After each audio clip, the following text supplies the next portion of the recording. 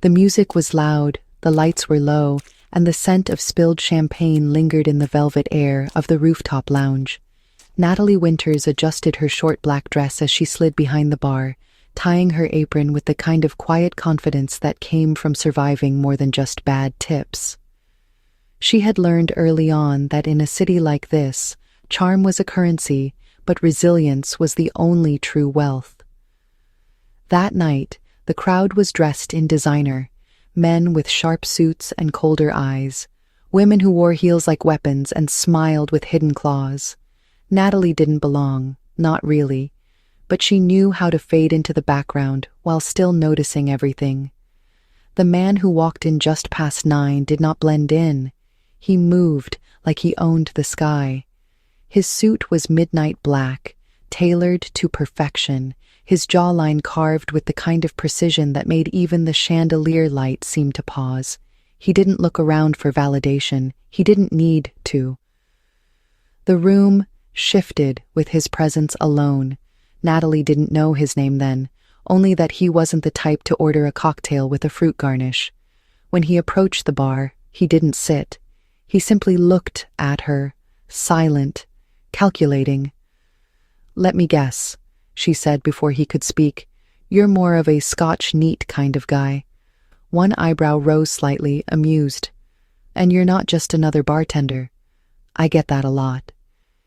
He leaned closer, voice low but clear.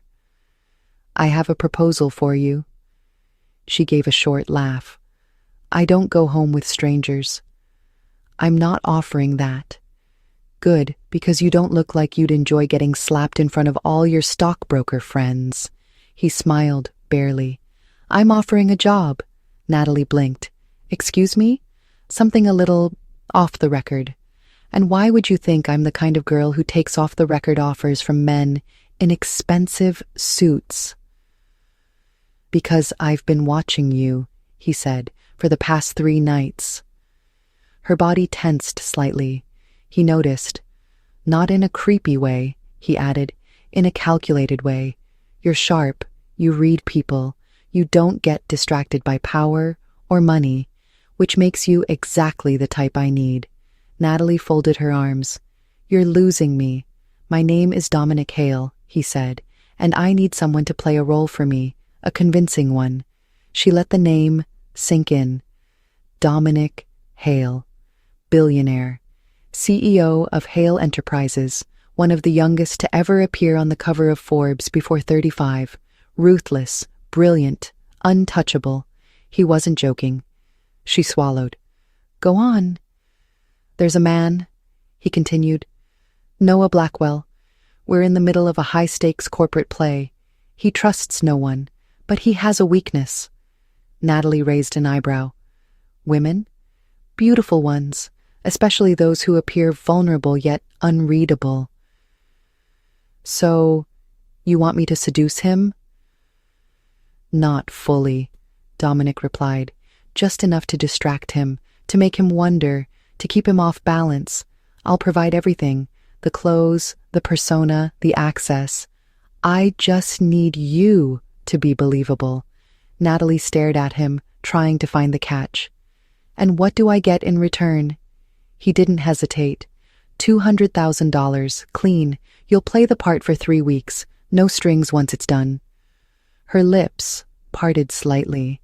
It was more money than she had ever seen in her life. Enough to pull her sister out of medical debt. Enough to walk away from 3 jobs and maybe finally breathe. But it was insane. "You don't even know me," she said. "I know enough," he replied.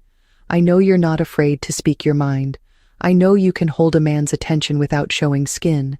And I know you've been offered a lot of things that felt wrong, but this isn't about right or wrong. It's about the game." She looked at his hand on the counter, strong, steady, and deadly calm.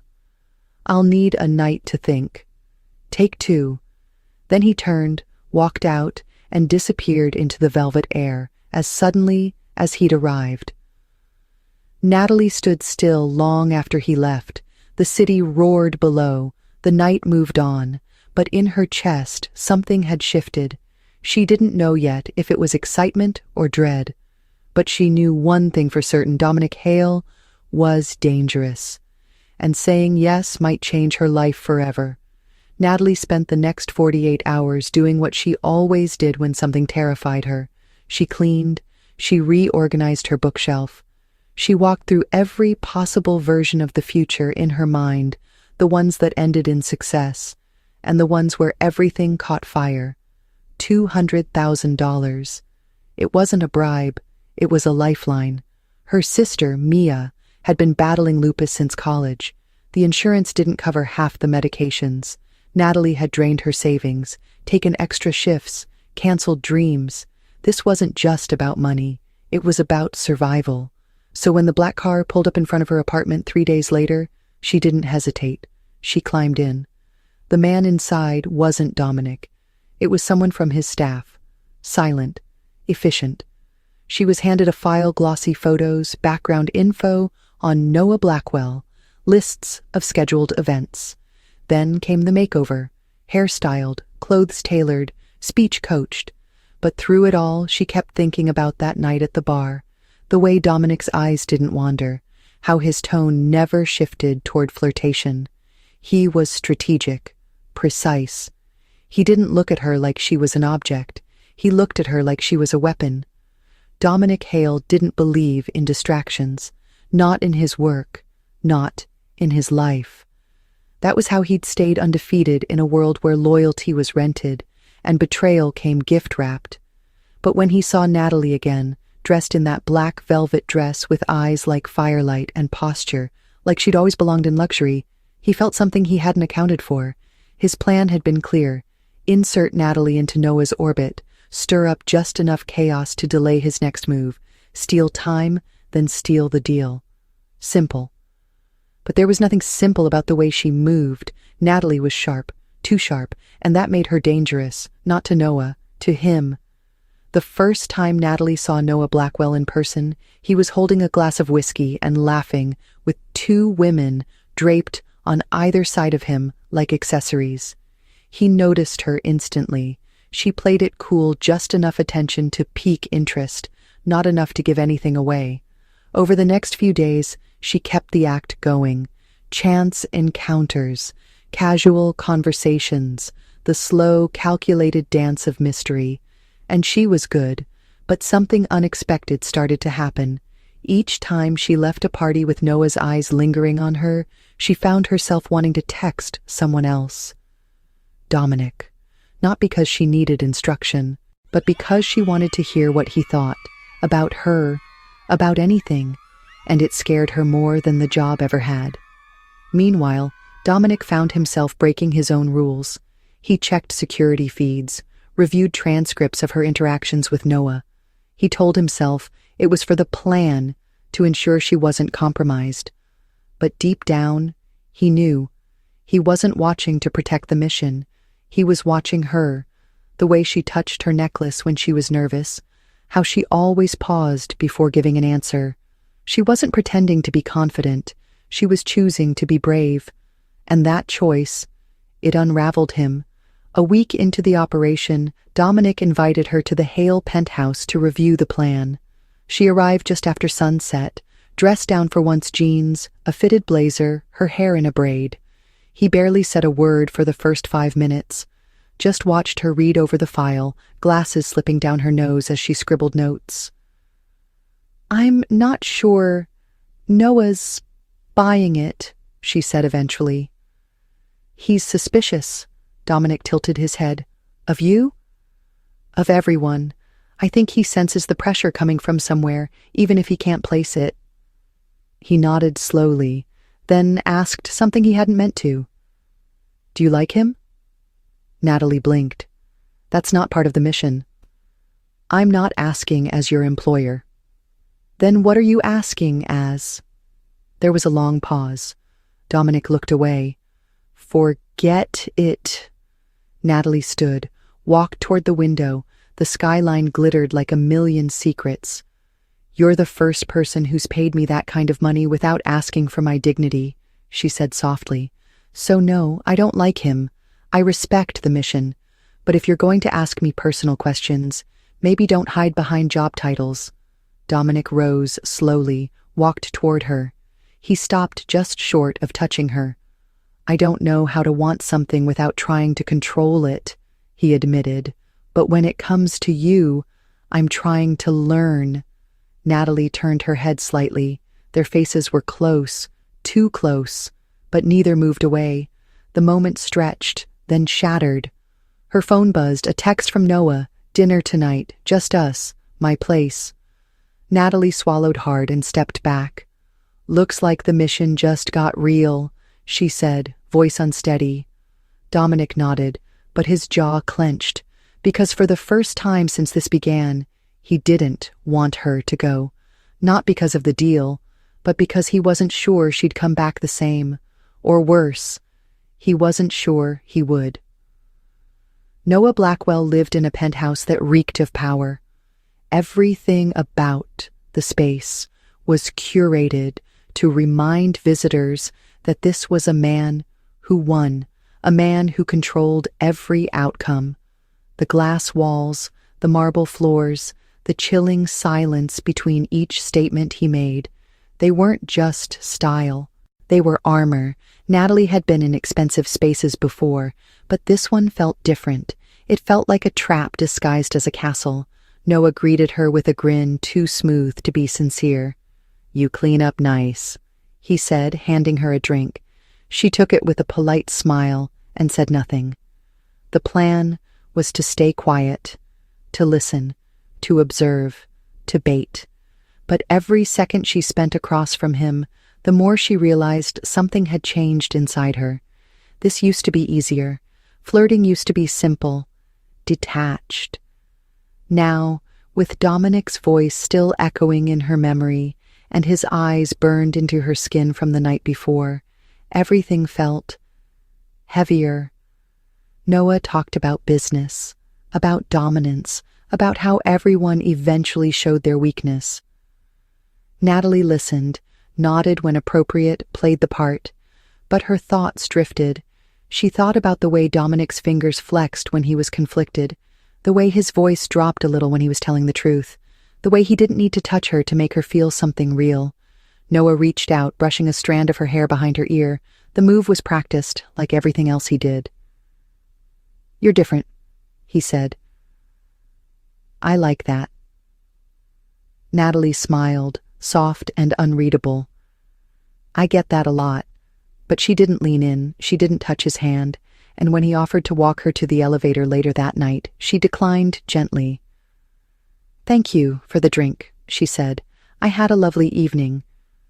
It was a lie, but a graceful one. Noah nodded slowly, eyes narrowing. "You're not like the others." "No," she said quietly, "I'm not." When the doors closed and the elevator began its descent, Natalie exhaled a breath she hadn't realized she was holding. She felt like she had betrayed something, not Dominic's plan, herself. Back at her apartment, Natalie curled up on the couch with a cup of tea. She didn't drink. She stared at the phone on the coffee table. He hadn't called, not since the night before. She told herself it didn't matter. He wasn't hers. This wasn't real. But the ache in her chest disagreed. Dominic stared at the CCTV footage with a clenched jaw. He watched as Noah leaned toward her, reached out. He watched as she smiled, as she pulled away. He rewound it twice, focused on the way her hand hovered over the table, then retracted. She was playing the part. Perfectly. But something about her expression lingered in his mind. It wasn't seduction. It wasn't manipulation. It was restraint. It was guilt. And it didn't belong in the plan. Dominic shut off the screen, ran a hand through his hair, and cursed under his breath. He couldn't afford this. Feelings weren't leverage. They were liabilities. And Natalie Winters had become his biggest one. The next day, she arrived at the Hale Tower for a briefing. Dominic didn't greet her. He was already in the conference room, standing at the window, back to her. She cleared her throat. "You called me in." He turned slowly, expression unreadable. "You did well." That's not why you asked me here. He paused. Then, why didn't you let him kiss you? Natalie blinked. She didn't answer. Was it strategy? Dominic continued, stepping closer. Or something else? Her jaw tensed. If this is about the plan, then ask your surveillance team. If it's not, then maybe you should ask yourself why you care. I don't care. You do. Silence. Tight. Charged. Natalie crossed her arms. This job was supposed to be clear. You hired me to manipulate someone. But you didn't say what would happen if someone else started getting manipulated too. He stepped closer. Are you saying I'm the one being played? I don't know, she said softer now. Are you? Dominic stared at her, long, hard. Then he said, You're fired. Natalie's breath caught. What? You did your part. It worked. Blackwell hesitated on the merger. I got what I needed. This is done. You're just ending it like that? I'm protecting you. No, she said, stepping toward him. You're protecting yourself. Her voice cracked. You think if you shut this down now, it means it never mattered. But it did. And you know it. His hands were fists at his sides, but his eyes were breaking. I can't do this, he said. Not with someone I can't control. Then maybe you don't deserve someone real. She turned and walked out. She didn't look back, but tears blurred her vision the whole way down the elevator. Dominic didn't leave his office for hours. He ignored calls, emails, the congratulatory messages about the merger falling through. He had won and never felt emptier. He opened the drawer where he had once placed her contract. It was gone. So was she. Natalie didn't sleep that night. She walked through the city with no direction, heart pounding, throat tight. She had known this might end badly, but she hadn't expected it to hurt this much. She hadn't expected to fall. Not for a man like Dominic Hale, not for a man who saw the world in transactions, but maybe, just maybe, he had started to see her as something more, and maybe that was what terrified him the most. Noah Blackwell was not a man who let things go. He was smart, too smart, and Natalie's retreat had only made him more curious. 2 days after she walked out of Dominic's office, her phone buzzed with a message she hadn't expected. Noah, lunch tomorrow. I want answers. She stared at the screen, then turned it face down. This wasn't just business anymore. This was danger, the kind that didn't involve boardrooms and press releases, but secrets and consequences. She didn't reply, but she knew she had to show up. Dominic sat at his desk, eyes on the skyline, but not seeing it. His assistant stood silently nearby, holding a thin envelope. It's from Blackwell's office, she said. He didn't respond. She placed it on his desk and left. Inside the envelope was a photo. Natalie. Laughing, sitting across from Noah at an outdoor cafe. It wasn't recent, he knew that. It was taken during the mission. Still, it hit him like a fist to the chest. There was a note scrawled across the bottom. You're not the only one who can play dirty. Dominic's jaw tightened. He had ended the mission to protect her, but Blackwell wasn't backing off. In fact, he was using her to send a message. She was still in the game, whether she liked it or not. And that meant she was still in danger. When Natalie walked into the restaurant, Noah was already seated. His smile was charming, but his eyes were colder than before. You disappeared, he said, gesturing for her to sit. I was busy. Working for Hale still? Natalie didn't answer. Don't lie to me, Natalie, he said, leaning forward. I know who you are. I know who sent you. She froze. Noah's smirk deepened. Your billionaire friend isn't as clever as he thinks. Her throat tightened. He reached into his coat and slid a folder across the table. Inside is everything. Emails, surveillance, transactions, your name, his name, the plan. She didn't open it. I should be furious, he said, but I'm not, because you didn't finish the job. You didn't seduce me. You stopped.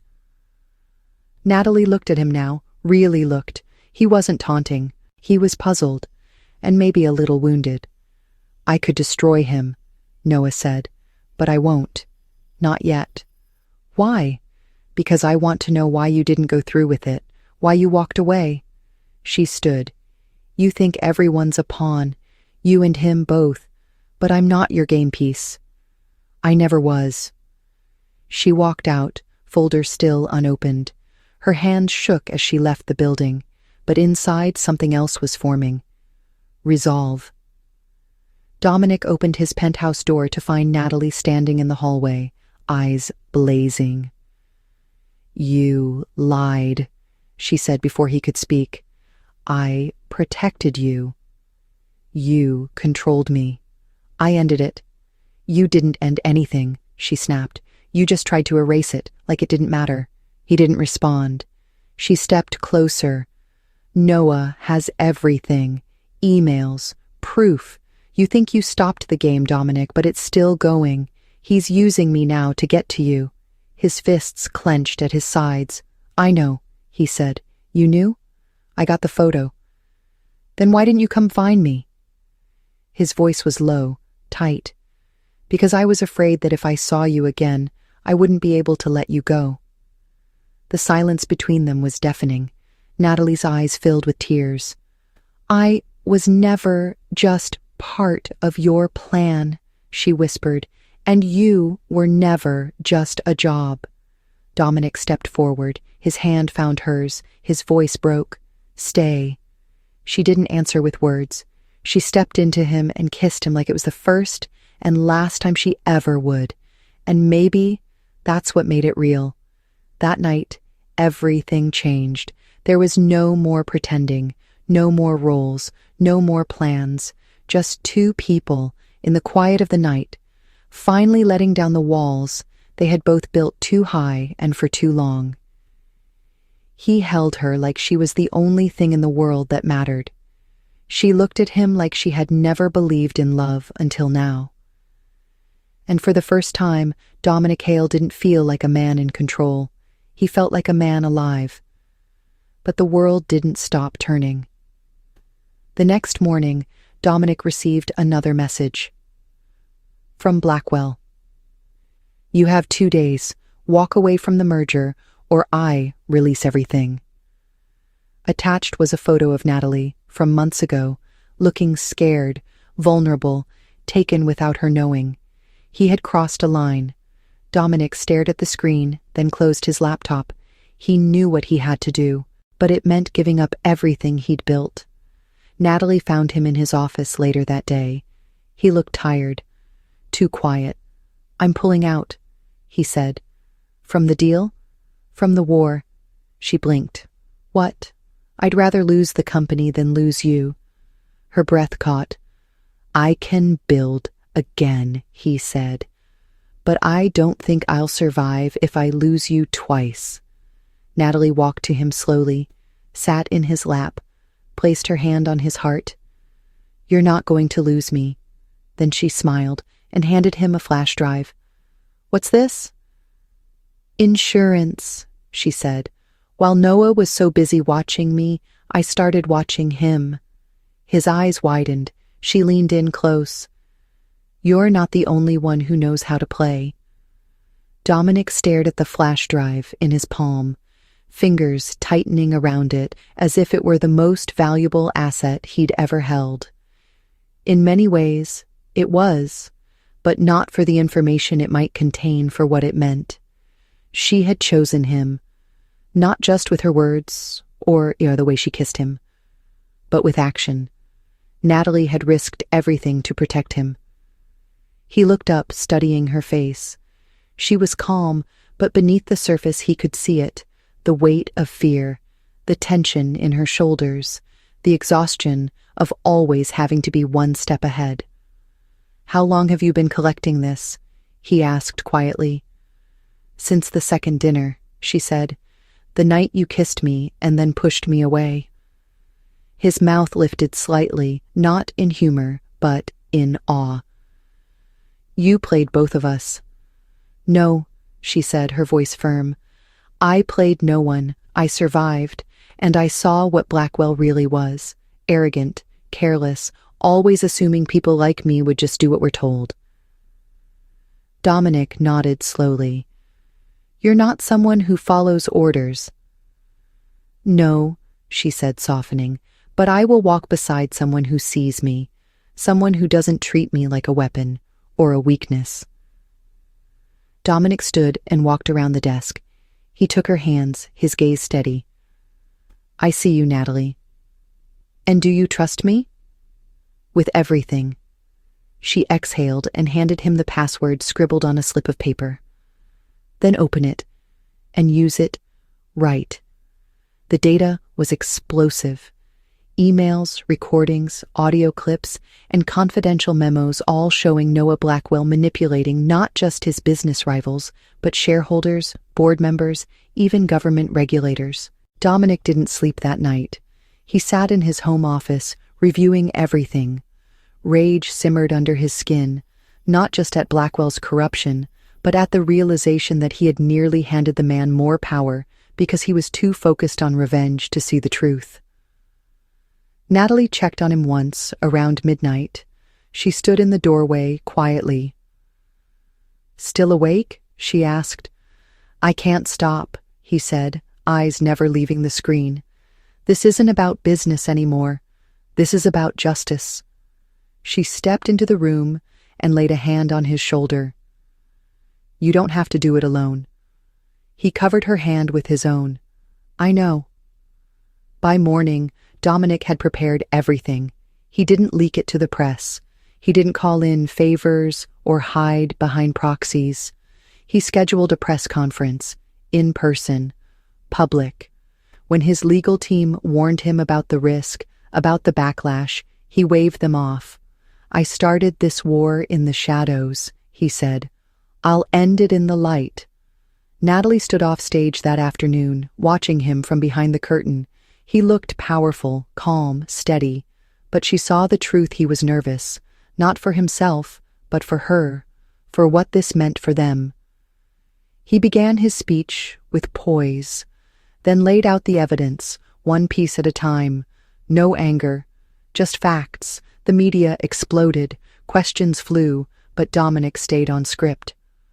"I believed I had to play dirty to beat someone like Blackwell," he said into the camera. "But the truth is, he was already rotting from the inside. I just had to stop pretending I was too noble to fight him directly. This is not about money, it's about integrity. And for the first time, I'm proud of the man I see in the mirror." He paused, then looked directly at the lens. "And there's someone who reminded me what that kind of man looks like." He didn't say her name, but Natalie felt it in every word.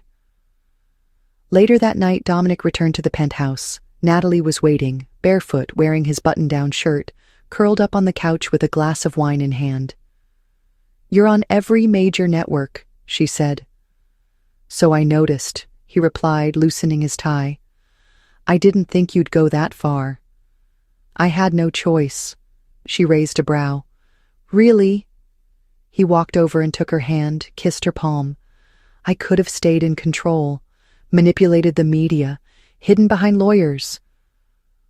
But then I remembered what you said about earning someone real." He knelt in front of her. She blinked. "What are you doing?" He pulled a small velvet box from his pocket, opened it. Inside was a simple gold band. No diamonds, no flash, just meaning. "I'm not offering power or money," he said, "just a future, if you want it." Her eyes filled with tears. She cupped his face. "You ridiculous man." "Is that a yes?" She laughed, tears slipping down her cheeks. "That's a yes." The next few weeks blurred into something Natalie had never imagined. Love, not the dramatic, cinematic kind, but the quiet, anchoring kind. Dominic still worked too much. She still rolled her eyes at his morning schedule, but every night he came home and wrapped his arms around her like she was the safest place he'd ever known. And for once, she believed she was. Not because he saved her, but because he chose her. and she chose him back. The media storm didn't quiet overnight. Dominic's press conference became the headline of every news outlet for a week straight. Journalists speculated, analysts debated, and the public suddenly saw him not just as a brilliant CEO, but as a man capable of humility and courage. What surprised everyone the most wasn't the data he released on Noah Blackwell. It was that he did it without expecting anything in return. Natalie stayed mostly out of the spotlight. She declined interviews, ignored curious messages from people she hadn't spoken to in years, and kept her focus on the one thing that had changed her life, him. And, in turn, Dominic gave her space to breathe. He didn't overwhelm her with gifts or expectations. Instead, he let her in little by little into the parts of himself he'd always kept locked away. She learned he hated black coffee, but drank it anyway out of habit. She learned he used to play the piano as a boy but stopped after his father died. She learned that behind every calculated move was a man who had spent most of his life being afraid of wanting something he couldn't control, and she was the first thing he had ever truly wanted. They didn't plan a wedding right away. There were no countdowns or save the dates. What they built first was trust. It started in the kitchen with burnt toast and shared laughter. It grew on long walks, hands brushing, hearts open, and it deepened every time Dominic chose presence over performance. He took fewer meetings, called his mother more, watched old movies with Natalie, even when he didn't understand the plots. She, in return, let herself believe she didn't have to earn love through sacrifice. She could simply be loved, because she was enough. One evening, as they lay together on the couch, Natalie rested her head on his chest and listened to the quiet rhythm of his breath. "I still can't believe you were willing to give it all up," she said softly. "For you," he replied, "I'd give up the world." "But Hale Enterprises was your life." He paused. "And then you became my life." She looked up at him, tears threatening. "I spent so long thinking I was just a role to be played, the clever girl in someone else's plan." "You were never a role to me," he said. "You were the turning point." She pressed her lips to his, and in that moment there was nothing left unsaid. Meanwhile, Noah Blackwell's empire began to crumble. Investigations were launched. Board members resigned. Contracts dissolved. And yet, Natalie never once gloated. When a journalist asked her on the street what she thought about Blackwell's fall, she simply said, "I hope he finds something real before it's too late." Because deep down she knew what it felt like to be hollow, to pretend, to survive, and she also knew what it felt like to finally stop. Weeks passed, seasons shifted, love settled. One morning, Dominic appeared at the breakfast table holding 2 boarding passes. She raised an eyebrow. "What's this?" "A week in Tuscany." She blinked. "You hate taking vacations. I love you more." She laughed and took the tickets. "You're full of surprises. I hope you're not tired of them yet." He slipped something else onto the table, a velvet box. Inside a ring, not flashy, not grand, but elegant and warm, and hers. She looked up, eyes wide. "We've been living like we're married," he said, "but I'd like to make it official. No press, no drama, just us." She nodded slowly, tears gathering. "Yes," she whispered. "Yeah?" They married in a quiet ceremony in a small coastal town, with the sea as their witness and laughter as their soundtrack. She wore a simple white dress that flowed like wind. He wore a light suit, open-collared, more relaxed than anyone had ever seen him. Their vows were messy, emotional, honest. And when he whispered, "I choose you every day, not because I have to, but because there's no one else I ever want to see when I open my eyes," she broke into tears. So did he. They danced barefoot on the terrace. They ate too much cake. And when the stars came out, He pulled her close and said, "This is what real looks like." She smiled, resting her head against his chest, and whispered, "Finally." Back in the city, life didn't become perfect. The company still faced challenges. Natalie still had moments of self-doubt, but love gave them room to breathe. And through it all, Dominic never stopped reminding her. She hadn't stolen his heart. He had given it to her, willingly, completely, forever. 6 months later, the city moved on. Scandals faded, headlines changed. But for Natalie and Dominic, life had quietly settled into something they never expected: peace. They didn't live in a fantasy. There were still late meetings and missed calls. There were moments when Natalie doubted herself, unsure if the woman she used to be could really belong in this new world. But every time she faltered, Dominic reached for her hand, not to pull her forward, but to remind her that she was already exactly where she needed to be. She no longer walked on eggshells around power. She shared a home with it. And more than that, she shared a heart. Dominic transformed too. He no longer saw his empire as a fortress to defend, but as a legacy to build, with someone by his side.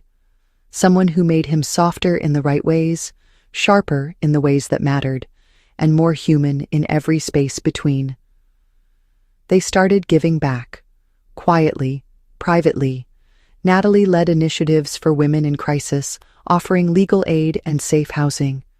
Dominic matched every donation she made, never asking questions, never needing credit. "You changed me," he told her once. She had shaken her head. "No, I reminded you who you already were."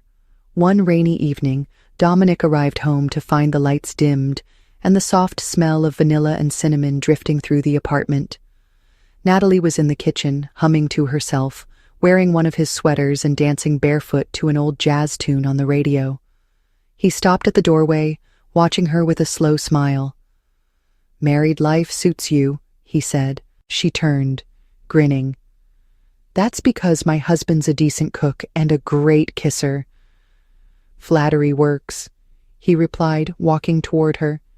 They kissed in the soft golden light of their kitchen, with the storm tapping gently on the windows behind them. "How was the board meeting?" she asked. "Boring," he replied. "I kept thinking about this." "This?" He kissed her again. "Exactly this." They laughed. Then she handed him a small envelope. "What's this?" "Open it." He opened it slowly and found a photo inside. It was blurry, tiny, faintly outlined, a sonogram. He stared at it, silent, breath caught. She bit her lip. "I found out this morning. I wanted to wait until dinner, but I couldn't." His eyes lifted to hers. "I'm going to be a father?" She nodded, tears welling. For the first time in a long time, Dominic Hale was speechless. Then he picked her up, twirling her in the kitchen, both of them laughing and crying at once. He kissed her belly and whispered, "You've already given me everything. Now you're giving me more." In the weeks that followed, things changed again. Natalie slowed down, but not too much. She still volunteered, still stayed up reading medical journals, still made late-night grilled cheese sandwiches, while insisting she wasn't hungry. Dominic went with her to every appointment. He held her hand through blood tests, brought her snacks during cravings, and even built a crib with his own hands crooked at first, but proudly fixed after 3 tries. They didn't know the gender. They didn't care. All they knew was that love had once been a strategy, a mission, a game, and now it was a family. One evening they sat on the balcony wrapped in a blanket, watching the lights of the city flicker like stars on Earth. "Do you ever think about how it started?" she asked. "All the time," she smiled. "You were cold and ruthless. You were stubborn and sarcastic. We were both terrified, but pretending we weren't." She rested her head against his shoulder. "And now?" "Now," he said, "we don't have to pretend anymore." They sat in silence, listening to the hum of the city below. Then he added, "I used to think power meant control, Then I met you, and realized the real power is learning to let go." Natalie smiled, reaching for his hand. "And I used to think love was something you had to earn, that you had to fight for it, bleed for it. You don't believe that anymore?" She looked at him. "No, I believe love is something you protect and build every day." He kissed her hand. "You stole my heart," he said. "And I'm never giving it back," she whispered. Then she laughed, placing his hand on her belly. "Because soon I'll be too busy with the other one I'm growing." He kissed her. The city pulsed beneath them, and the past no longer mattered. Not the games, not the lies, not even the war, because the real story, the one that would last, was built on something stronger than revenge, strategy, or secrets. It was built on truth, on forgiveness, and on love that neither of them ever saw coming.